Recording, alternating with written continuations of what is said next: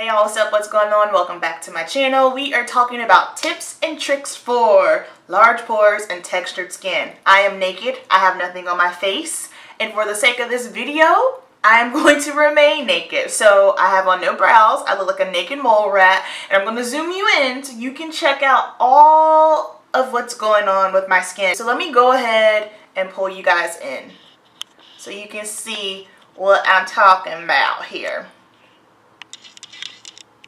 Let me see how close I can get. This is probably really scary. I'm so sorry. Okay, so y'all are like literally all up in me right now. It's a little uncomfortable, but I want to show you that everyone has something. Nobody is perfect. We all experience breakouts at some point. I know it's social media, especially Instagram, with the perfect picture, the perfect lighting, the perfect filter, the perfect makeup, all that stuff. It can make you kind of feel bad about yourself, but listen, that's not reality. We only show the good, which is, of course, I get that. I'm only going to show the good, but I just wanted to show you guys what my skin really looks like and then give you some of my tips and tricks on how I manage this beast, okay? So, as you can see, I've got some acne scarring here, so you can see those dots right there. I don't know if I can get a little closer. Let's see if we can focus. Okay, so in my cheek area, this is where my pores live, right up in here. This is the massive pore area for me. And then, let me zoom back. Focus again. Then when I turn some more, you can see I have more acne scarring here, just these black dots. And then this lovely, lovely place right here is where all of my texture lives, and it is discolored. It's a little bumpy, it's patchy. And then I have some discoloration on my chin here. You guys can see that as well. So that is what I have going on with my skin. I don't typically have anything going on with my forehead that often. Just like I have a few, like 2 acne scars from where I had some bumps. But that's just about it. So let me go ahead and zoom back out because you're not trying to see all that. I know, that's a lot. That's a bit much, right? So this is how I deal with it. Please know that I am not an esthetician. I am a licensed cosmetologist. I'm a hairstylist. I'm a makeup artist. Those 2 things, we could talk all day. But I am not a dermatologist. I'm not an esthetician. So please don't come up here trying to clock me saying, you shouldn't use that. Don't do this. That's not good for your skin. This is just what works for me. Alright? This is what works. So first step that I think is super, super crucial, especially when you're dealing with textured skin, exfoliation. Oh my gosh. So this little dry area over here, I've had this for about 4 years. I think I noticed it when I was trying out some makeup. It was a Maybelline or something. And then I got home and I was looking at my face. I was like, what's going on here? I thought the makeup just kind of broke me out. And I was like, okay, it'll go away. 4 years later, it never went away. Here it is. So something that I I've had this for about 3 months now, a spin brush. This one is by Vanity Planet. Ulta makes them. You can get a Clarisonic. I love this thing. I feel like if you are a makeup wearer, you need some sort of brush, because just using your soap and your cleanser with your hands, that doesn't get all of it off. It just does not. This is going to really help unclog those pores, and then it'll graze over any texture. And then this brush here, this is a harder brush here. So I have 1 speed and I have a turbo speed. And then I have this brush here, which is softer. So if you are someone that has sensitive skin, just be careful. Make sure low speed on a very soft brush. I don't have sensitive skin. My skin is a beast for the most part, okay? I can pretty much handle anything, but this has changed my skin so much. So try this one. The Ulta makes them, Clarisonic. I got this one because this one was 40 bucks and I wanted to see, okay, let me try this first, and if I decide I want to venture over into getting a Clarisonic, then I will. But this has helped me a ton. These next 2 products I'm about to show you, I've heard a lot of, no, you shouldn't use it. And I've heard some, it's okay. This one is the Oatmeal Scrub Mask. This one I use in the morning, so I'll wake up, wet my face, I'll do a little micellar water, and then I'll just softly, make sure you're soft with both of these, and I'll just kind of scrub it on my skin. I feel like this helps my makeup go on nice and smooth because it starts off with a nice smooth surface. And then I have this Brant Microdermabrasion. this stuff is amazing. I have a little travel size because I got it from Sephora.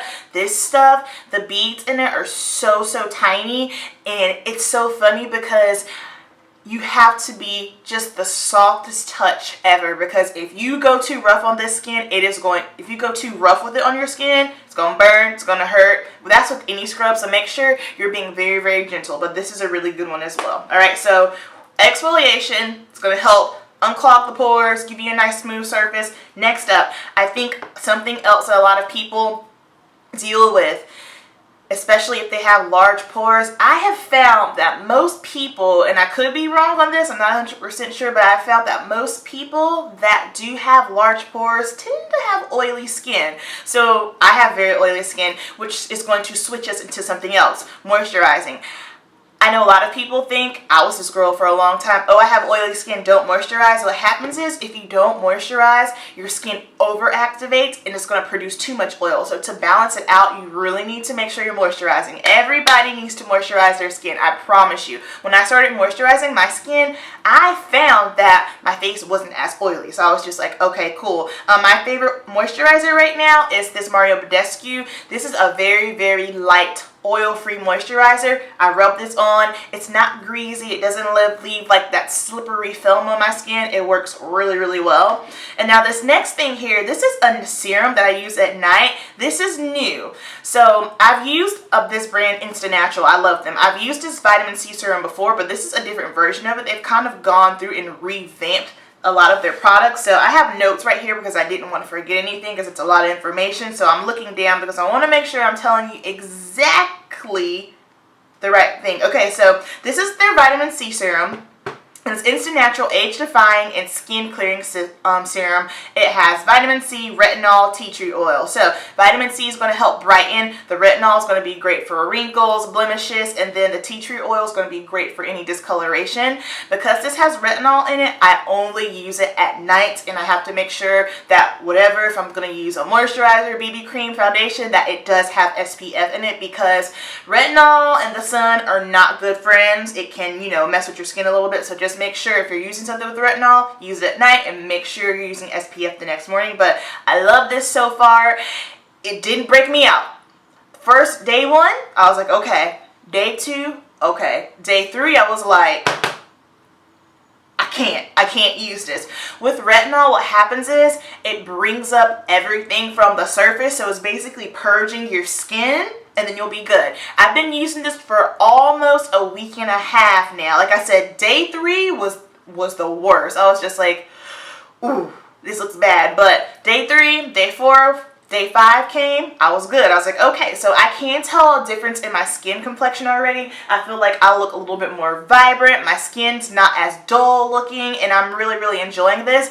I was going to try the Sunday Riley UFO oil, but $80, y'all. $80 for oil, and I was just like, okay, so that means basically we're going to say $80 for the oil. I'm going to use it every night, so basically we're looking at $80 a month. Can't put that in the budget. It's not going to work, so we're doing this, and then maybe later on I might venture out with it. Other facts about this serum here: it is going to help with wrinkles and fine lines, blemishes and irritated skin, dry, dehydrated skin, uneven skin tone, hyperpigmentation, rough texture, and dull complexion. So this stuff is amazing. I get mine off of Amazon. It's like 20 bucks. So yes. Now we're going to switch over to the makeup. So when addressing, especially pores, I feel like you have to have some sort of primer. As far as primer goes, for my oil, I'm just like, no matter what I do, I'm just going to be oily. It is what it is. However, I feel like primers are essential for pores. So some of my favorite primers: L'Oreal Magic Perfecting Base. This is like my all-time favorite of the favorite. You can get it from Target, Ulta. It's 11 bucks. This is what it looks like, and it is like a light pink fair color here, and I'm gonna put some on my face so that way you guys can see the difference, and you can see this blurring right away. I will use this under my makeup. I'll use this on days when I don't have on makeup. I've used this on top of makeup before, and it's just, it really helps at blurring the pores. So it looks like, oh crap, I'm going to be ashy, but you're not. It's just going to sink right on into the skin. I didn't mean to put it up under my eye. And I don't hear anyone talk about this. So I'm just like, am I the only one that knows about it? Because this stuff is a bomb. So this side here, you can see, and it gives a nice smooth canvas for your foundation, concealer, whatever you're applying. It makes your pores look nice and blurred. It feels like it makes my skin look smooth. Like I can tell the difference, and it'll cut down a little bit of the shine too. So you can see this side that doesn't have anything on, and then you can see this area here. Let me get up a little closer. All right, so this is the side with nothing. And then this is the side. And it's just filled in a little bit more. It's blurred. So I dig it. I've been using this stuff. I've been using this stuff for, I don't know, maybe 5, 6 years now. I love it. L'Oreal Magic Perfecting Base. Next up, Benefit Porefessional. I'm sure everybody has heard about this. This is a good product. I have a love-hate with it. I feel like if I use it on a regular basis, I'm good, and then all of a sudden it stops working for me. So I have to take a break from it. Right now I'm on a break from it, so I'll probably go back to it in a couple of months or so. This is a really good one. And then the Becca Evermatte Poreless Primer. Okay, so this is going to really, if you're an oily girl, this right here is going to really help with the oil, but this also helps to blur your pores as well. So this is a really good primer. So these are my top 3 primers for large pores. I just feel like they really help blur the skin out, and your foundation goes on super smooth. Next up, we're going into foundation. Okay, foundations can get tricky because I feel like certain formulas can intensify my pores. I've tried on some foundations before, and I'm just like, whoa, like I can see every single pore on my face. I'm just like, oh, that is not the movement. So the types of foundations that I typically stay away from, anything that is glowy, luminous, no, because I already have a built-in dew. She is naturally glowy on her own. As you can see, I have nothing on. This is just what we're looking like, all right? So I don't need anything that's glowy. And then I found that foundations that are claimed to be luminous, they tend to have not shimmer, but like a little bit of a whole light reflecting situation going on, and that on anyone that has large pores, it's just going to make your pores look even bigger. So no, I tend to stay away from those. And I've found stick foundations. I love my Anastasia Beverly Hills stick foundation. I do. I don't really wear the foundation that much in the center of my face, just simply because 1, I think I need another shade, and 2, I feel like it did make my pores look a little bit bigger. However, the one in Earth, I love that for contouring my face. Really good.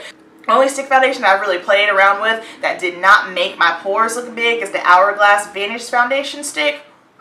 That stuff works really good on me. And I've heard a lot of people with oily skin say they didn't like it and that it didn't work, but I'm just like, it's just one of those things again. What works for me might not work for you. So these are a few foundations that I have found that work out for my skin.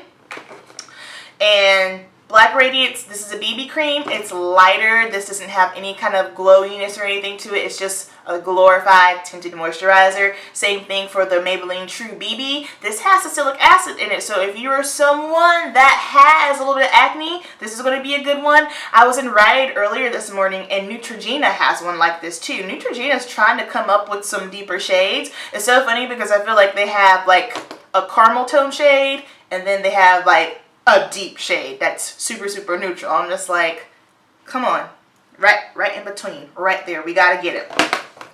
Another foundation that I have here is the Infallible Pro Matte. Okay, now here's where it gets tricky.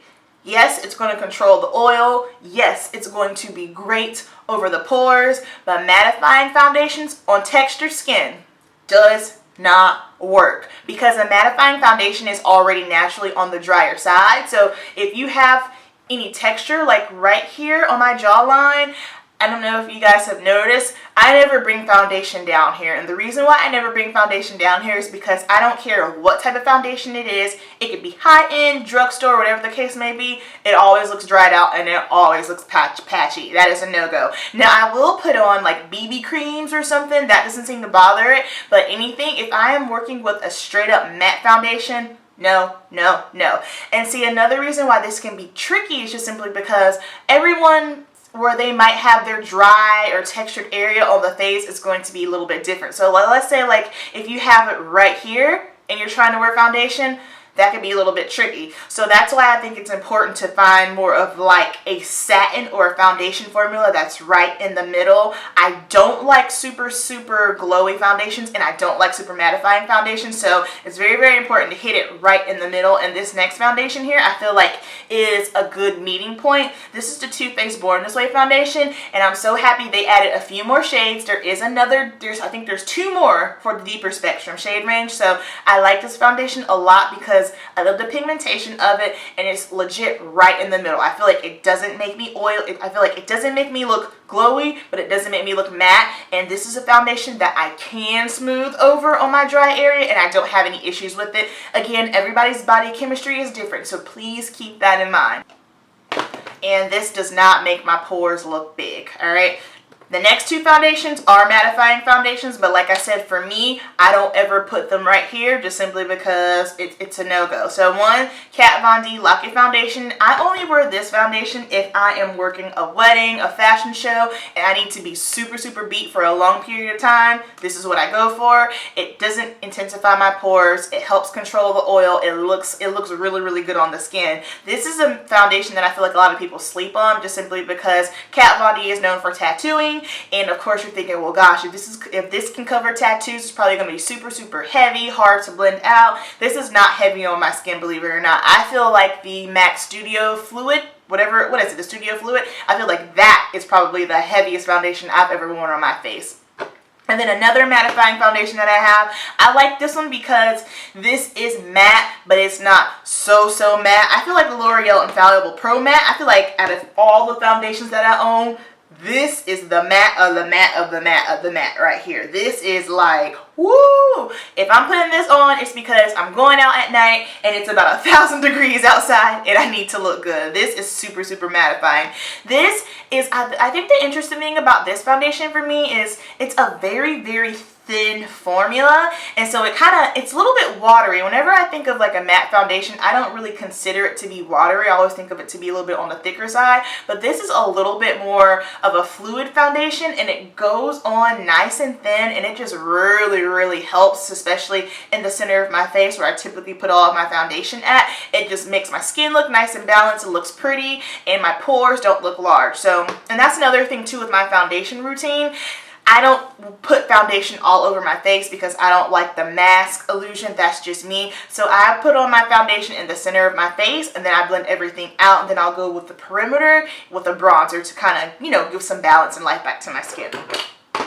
Another important thing that I've found, which is going to be hard, it's going to be great for pores, hard for texture, setting powder. I feel like a loose translucent setting powder is going to be great because it just really blurs the skin. It just kind of gives you that final touch. Now, if you are going to be working with translucent powder on a dry textured area, I would recommend taking a fan brush. I would recommend grabbing a fan brush, dipping it in, tap off the excess, only get the tiniest amount and just lightly sweep over it, because you don't want a fluffy brush or a dense brush that's going to pick up a lot of powder, because once you slam that powder on your face, it's going to instantly get patchy and dry and crocodile looking, and that is not the look that we're going for. So this is great for smoothing out your pores, finishing product, but just make sure that you are taking a very light hand if you are trying to set or going around a drier area on the face. Next up, highlighting. I'm not a highlighter junkie, and I think the reason why I'm not a highlighter junkie, like I said, is because I got my natural built-in highlight going on. Stay away from any highlighters, especially on your pores, on dry areas. That's what makes it tricky, because like I said, everyone has different things going on different areas of the face. So if you are trying to highlight, like I typically highlight right around here. And for the most part, I don't have any acne or, I don't have any dry spots around here. Now, I might have a bump here tomorrow, gone the next day, but I don't have any dryness here. So if I do highlight, I can highlight here. And I do like it down the center of my nose, but not just on the tip. I don't like that. Just down the center, just to make your nose look a little bit snatched, but highlighting can be difficult.